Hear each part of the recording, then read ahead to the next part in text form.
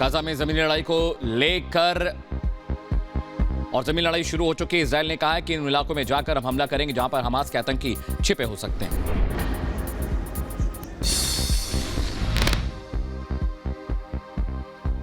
Gaza के चारों तरफ इजरायली टैंक अब तैनात हो चुके हैं। जमीनी जंग की तैयारी तेज हो चुकी है, बस एक इशारे का इंतजार है, आईडीएफ का यह कहना है। गाजा में जमीनी लड़ाई को लेकर इजराइल तैयार। गाजा के चारों तरफ इजराइल टैंक तैनात किए गए। गाजा पट्टी में संयुक्त राष्ट्र की करीब 24 साइट्स तबाह की गई। इजरायली हमलों और बमबारी में क्षतिग्रस्त हुई यूएन की साइट्स। लेबनान के विदेश मंत्री का बड़ा बयान। लेबनान पर हमले को बताया भड़काऊ। कहा लेबनान में इजरायली हमला आग में घी डालने जैसा है। महायुद्ध के बीच फ्रांस के राष्ट्रपति इमैनुअल मैक्रों का बड़ा ऐलान। युद्ध के बीच इजराइल जाने की दी जानकारी। अल-कसम ब्रिगेड ने एक और वीडियो जारी किया है। वीडियो में कब्जे वाले क्षेत्र की तरफ दिखाए गए मिसाइल हमले। इजराइल ने गाजा में कुवैती अस्पताल के कर्मचारियों को अल्टीमेटम दिया है। कहा है मरीजों को छोड़ दें या परिणाम भुगतने के लिए तैयार रहें। लेबनान बॉर्डर पर हिजबुल्लाह और आईडीएफ के बीच हुई झड़प। माटुला परिषद के प्रमुख ने लोगों को वहां न रहने का आह्वान किया है। लेबनान बॉर्डर पर फायरिंग की खबर। बॉर्डर से सटे इजराइल के मैटुला में हो रही है फायरिंग। इजराइल के विमान ने गाजा में नागरिकों के घरों पर की बमबारी हमले में 71 फिलिस्तीनियों की मौत की खबर है।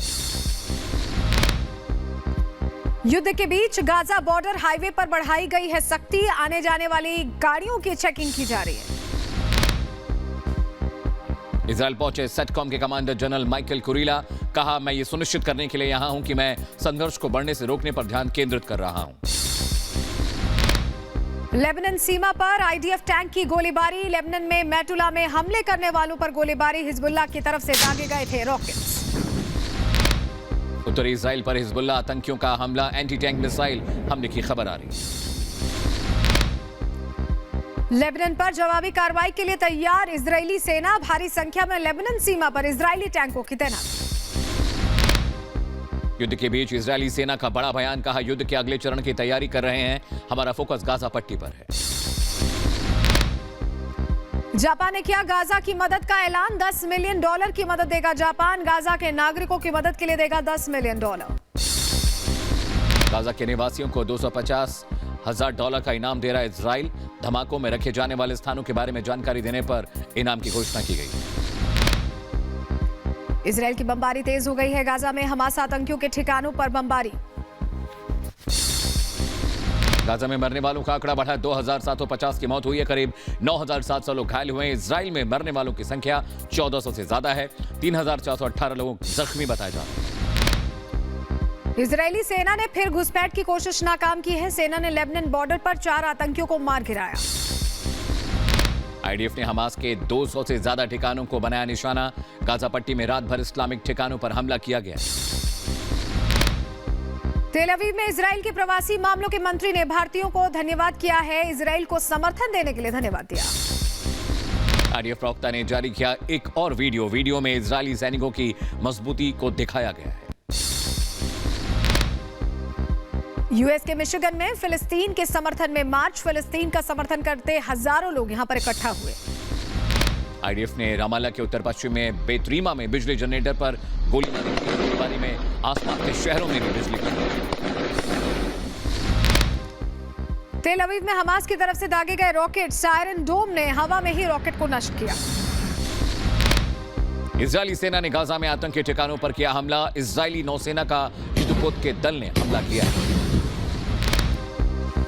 फिलिस्तीनी सराया अल कुड्स ने जारी की फुटेज। तस्वीरों में अल कासिम रॉकेट को 100+ किलोग्राम वजनी हथियार और 8 किलोमीटर की रेंज के साथ दिखाया गया।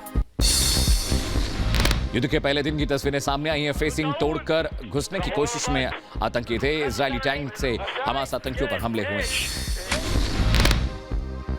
इजरायली सैनिकों को सेना प्रमुख का पत्र लिखा। साथियों की शहादत बेकार नहीं जाने देंगे। इजरायलियों को सेना पर भरोसा है। गाजा पर इजरायल की एयर स्ट्राइक जारी। गाजा के दीर अल बलाह में एक घर को निशाना बनाया गया है। हवाई हमले में 7 आतंकियों की मौत हुई है, 12 जख्मी। खान यूनिस के पश्चिम में देर रात इजराइल का हमले में करीब 2 आतंकियों के मारे जाने की खबर। इजरायली सेना के एक्शन का वीडियो सामने आया है। घुसपैठ की कोशिश कर रहे आतंकियों को ढेर किया गया है। इजरायली सेना के टैंक ने आतंकियों को मारा। गाजा में इजरायली सेना की बड़ी कार्रवाई। हमले में हमास का टॉप कमांडर ओसामा अल-माज़िनी ढेर। आईडीएफ और शिनबेट ने संयुक्त ऑपरेशन किया। संयुक्त राष्ट्र फलस्तीनी एजेंसी ने शेयर किया वीडियो। ट्रक को मॉर्चरी के रूप में किया गया इस्तेमाल। युद्ध में 4000 से ज्यादा लोग मारे गए। ईरान ने दी हमले की चेतावनी। इजरायली जमीनी हमले की आशंका को देखते हुए ईरान ने पूर्वव्यापी हमले की चेतावनी जाहिर की। कल इजराइल दौरे पर अमेरिकी राष्ट्रपति जो बाइडेन। कहा यात्रा का मकसद हमास के खिलाफ एकजुटता है। हमास ने क्रूर आतंकी हमला किया।